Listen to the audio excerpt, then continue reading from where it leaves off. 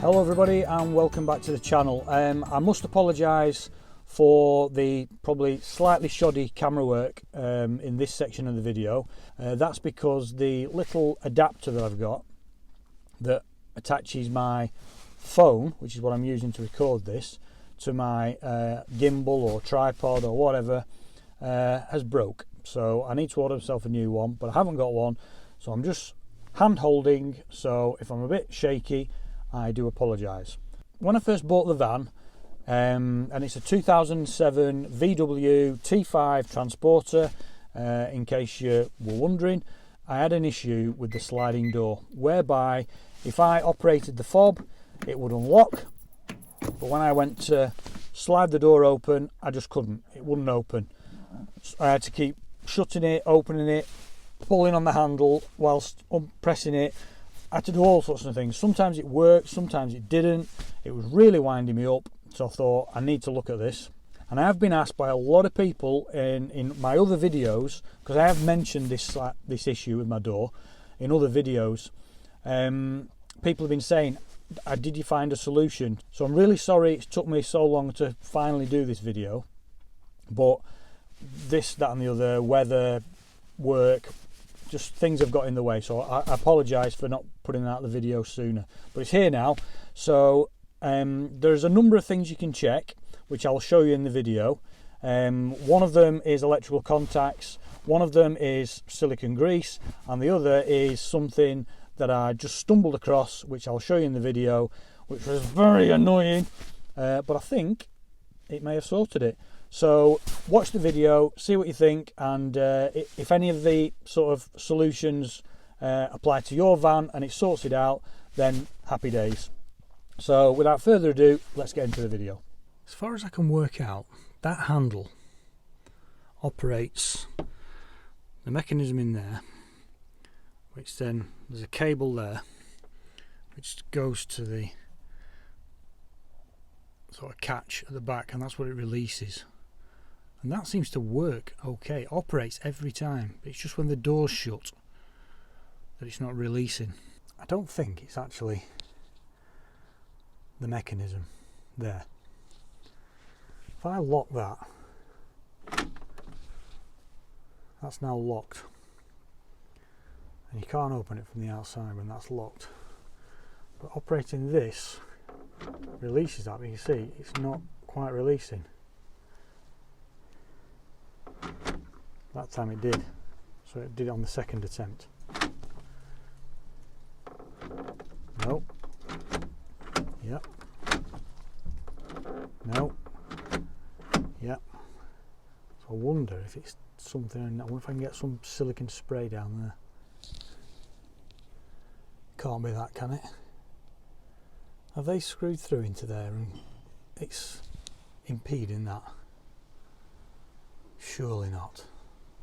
They wouldn't be that stupid, would they? Right,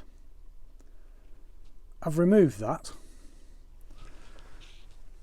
from there, and whereas before that would double shift, that this button here would sort of move and then unlock. Now watch.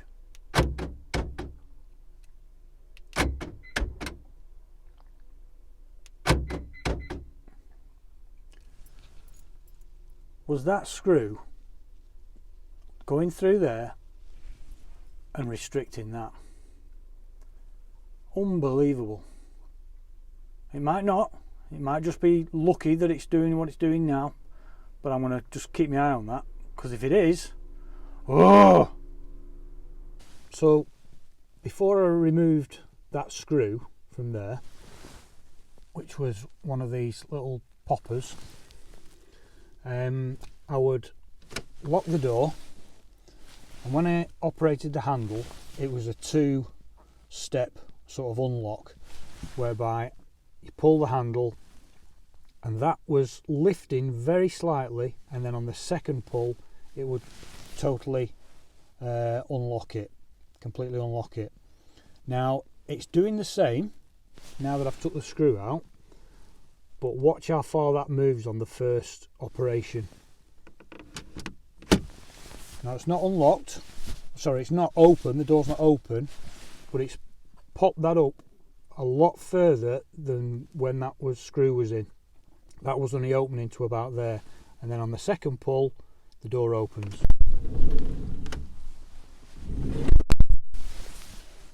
Now, is that because I've removed that screw? Which, if you look, when that's pushed down, that mechanism obviously comes down here, and that screw is very close, almost on the edge of that. So if that screw, and the screw was about that long, was going through there and it was catching on that, when I was operating this handle, that was only coming up so far, which I think may have been causing the issue. Now, prior to me building, sorry about the light, prior to me building this storage unit in here and taking this door card off, which exposed all the lock mechanism that this is attached to via metal rods, and then there's the cable that runs to the back of the door where the actual door latch is.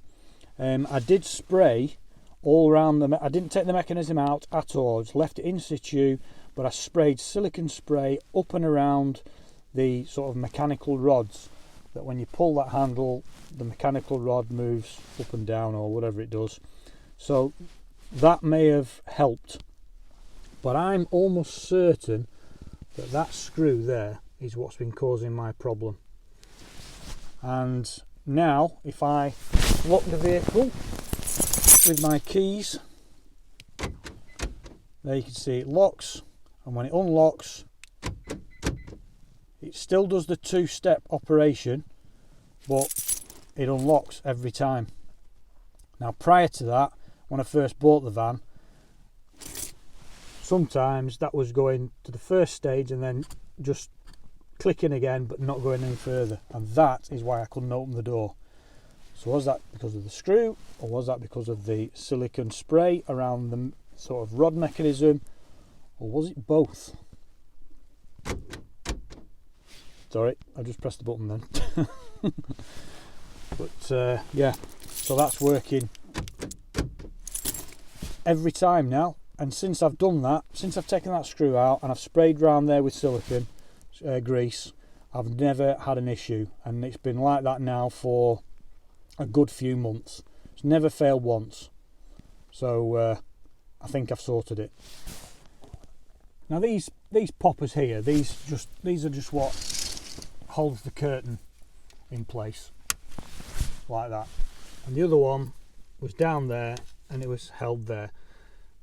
Never really liked it because there was a bit of a gap there, so I didn't really like it. But to be honest with you, I mean, do you really need them? I mean, it means I can slide the curtain that way, or I can slide the curtain that way.